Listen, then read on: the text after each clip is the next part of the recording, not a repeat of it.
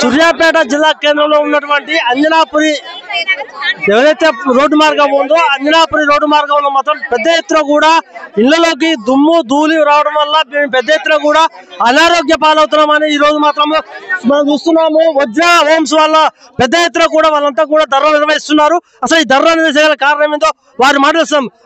అన్న చెప్పండి, ఎందుకు ధర్నా నిర్వహిస్తున్న కారణం ఏంది? మెయిన్ రీజన్ ఏంటంటే గత 6-7 నెలల నుంచి సార్ ఈ హైవే కన్స్ట్రక్షన్ మూలాన ఈ అంజనాపురి ఎక్స్టెన్షన్ నుండి జనగం రోడ్డు వరకు ఈ రోడ్డు జనగం రోడ్డు కలుపుతుంది. అట్లా చుట్టూ తిరిగి రావాల్సి వస్తుందని చెప్పేసి హెవీ వెహికల్స్ కూడా ఇటు నుంచి ట్రావెల్ చేయడం వల్ల ఇది అంతకుముందు మంచి బీటీ రోడ్డే, ఈ పెద్ద పెద్ద వెహికల్స్ వల్ల గుంటలు పడ్డాయి. గుంటలు పడిన తర్వాత వర్షాల వల్ల ఇంకా ఆ గుంటలు పెద్దగా అవడం వల్ల మేము కమిషనర్ గారికి కలెక్టర్ గారికి వినవించుకుంటే వాళ్ళు డస్ట్ తీసుకొచ్చి ఈ డస్ట్ మొత్తం వేసి లెవెల్ చేశారు. గుంటల్లో లెవెల్ చేశారు. వర్షాలు ఉన్న రోజులు పర్లేదు, వర్షాలు ఎప్పుడైతే ఆగిపోయినాయో ఈ డస్ట్ వల్ల ఈ హెవీ వెహికల్స్ ట్రాన్స్పోర్టేషన్ వల్ల విపరీతమైన దుమ్ము ఈ దుమ్ము రావడం చేత ఇళ్లలోకి చేరి అసలు ఇంట్లో ఉండలేని పరిస్థితి సార్. చూడండి, మీరు ఒకవైపు అటు సైడ్ చూడండి సార్, ఆ ఇళ్ళకి పరదాలు కట్టుకొని ఉండాల్సి వస్తుంది. మున్సిపాలిటీకి మేము ట్యాక్సెస్ పే చేస్తున్నాము. మున్సిపాలిటీకి ట్యాక్సులు పే చేస్తూ కూడా ఏంటి మాకు ఇబ్బందులు. తక్షణమే వెంటనే ప్రభుత్వాలు స్పందించి మున్సిపల్ కమిషనర్ గారు స్పందించి ఈ రోడ్డు వేయాల్సిందిగా మేము కోరుకుంటున్నాం. వాళ్ళతో పాటు కొంతమంది మహిళలు కూడా ఉన్నారు. ఎందుకంటే వాళ్ళు ఎప్పుడు నిత్యం కూడా ఇళ్లలో ఉంటారు. సమస్య అనేది ముఖ్యంగా వాళ్ళకి తెలుస్తుంది. ఎందుకంటే మగవాళ్ళు లేచి పొద్దున్న లేస్తే వాళ్ళ పని నిమిత్తం పోతుంటారు. కొంతమంది మహిళలు మాత్రం గృహులు మాత్రం ఇళ్లలో ఉంటారు. వాళ్ళ సమస్య ఏందో వాళ్ళు ముఖ్యంగా చెప్పమ్మా, అసలు మీ సమస్య ఏంది మేడం? అసలు ఎందుకు మీరు ధర్నా నిర్వహిస్తున్నారు? నమస్కారం అండి మీడియా మిత్రులకు. మా నిరసనను స్పందించి మీరు వచ్చినందుకు చాలా ధన్యవాదాలండి మీకు. ముఖ్యంగా మా సమస్య డస్ట్. ఇంతకుముందు ఉన్న రోడ్డుని వెహికల్స్ అన్ని హైవే మీద నుండి వెళ్ళే వెహికల్స్, హెవీ వెహికల్స్ మొత్తం ఇటువైపు మరలించడం వల్ల మొత్తం రోడ్డు అంతా డిస్టర్బ్ అయిపోయిందండి. గుంతలుగా అయిపోయిన రోడ్డుకి ఈ కంకర డస్ట్ పోయడం వల్ల ఇంకా మీరు ఏం డిమాండ్ చేస్తున్నారమ్మా? ఈ రోజు మీరు ఇప్పుడు స్థానిక ఎస్ఐ గారు వచ్చారు, ఎవరైతే రోడ్డు కాంట్రాక్టర్ వారు వచ్చారు, మీ డిమాండ్ ముఖ్య డిమాండ్ ఏమండి? ఈ రోడ్డు డస్ట్ వల్ల ఇబ్బంది పడుతున్నాం. ఈ ఇబ్బందిని మాకు ఎలా తొలగిస్తారు మీరు? ఈ ఇబ్బంది వెంటనే రోడ్డు నిర్మాణం కోసం మేము అనుకుంటున్నామండి. చెప్పండి మేడం, ఎట్లా రోడ్డు కావాలని మేము అందరం అనుకుంటున్నాం. రోడ్డు వల్ల దుమ్ము ధూళి అన్ని వస్తున్నాయి, చాలా ఇబ్బంది పడుతున్నాం. ఇంట్లో పిల్లలు మేము అందరం చాలా ఇబ్బంది పడుతున్నాం. రోడ్డు కావాలని మేము మనవి చేస్తున్నాం.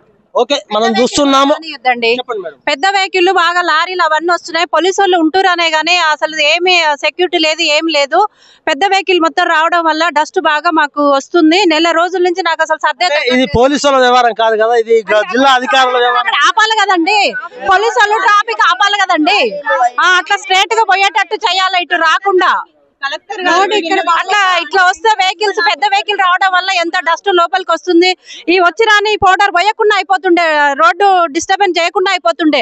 ఈ రోడ్డు డిస్టర్బ్ చేయడం వల్లనే ఇంత ఇబ్బంది పడ్డాం మేము. ఎంతమంది నెల రోజుల నుంచి మస్తు ఇబ్బంది పడుతున్నాం. ఎవరు చూస్తున్నారు? మనం చూస్తున్నాము అంజనాపురికి సంబంధించిన రోడ్ ఏదైతే ఉందో ఇక్కడ పెద్ద ఎత్తున కూడా మహిళలు కావచ్చు, కుటుంబాలతో పెద్ద ఎత్తున కూడా ధర్నా నిర్వహిస్తున్నారు.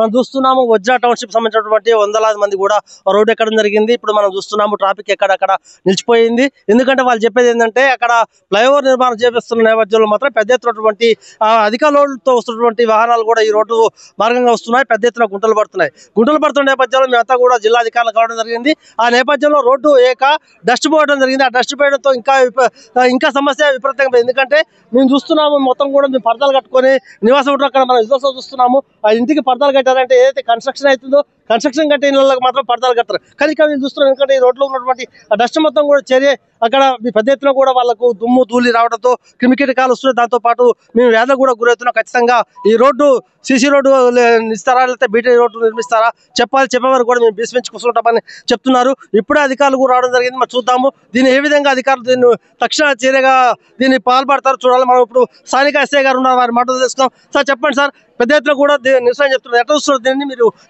దీనికి ఇప్పుడు స్టాప్ పెట్టే అవకాశం ఉంది? ఇప్పుడు నేషనల్ హైవే వర్క్ అక్కడ కన్స్ట్రక్షన్ నడుస్తుండడం వల్ల ఈ వెహికల్స్ ఇటు నుంచి డైవర్షన్ అవుతున్నాయి. హెవీ వెహికల్స్ ఇటు నుంచి రాకుండా డైవర్ట్ చేస్తాము.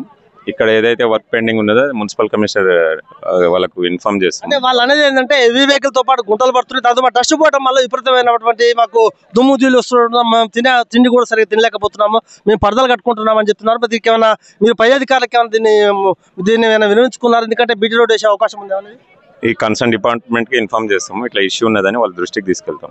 ఎప్పటి వరకు పరిష్కారం మార్గం అయ్యే అవకాశం ఉంది అంటున్నారు? అది ఇన్ఫార్మ్ చేస్తుండే. ఓకే, మనం ఎస్ఐ గారు కూడా అడిగితే ఏమంటున్నారు అంటే ఖచ్చితంగా ఈ సమస్య మా దృష్టి కూడా వచ్చింది, కొన్ని రోజుల నుంచి కూడా ఈ సమస్య మేము దీని మీద చర్య తీసుకుంటున్నాము, ఖచ్చితంగా పై అధికారులకు కూడా దీన్ని వినవించుకుంటాం, ఖచ్చితంగా వాళ్ళకు న్యాయం అయ్యే విధంగా చేస్తామని కూడా స్థానిక ఎస్ఐ బాలనాయక్ గారు చెప్తున్నారు.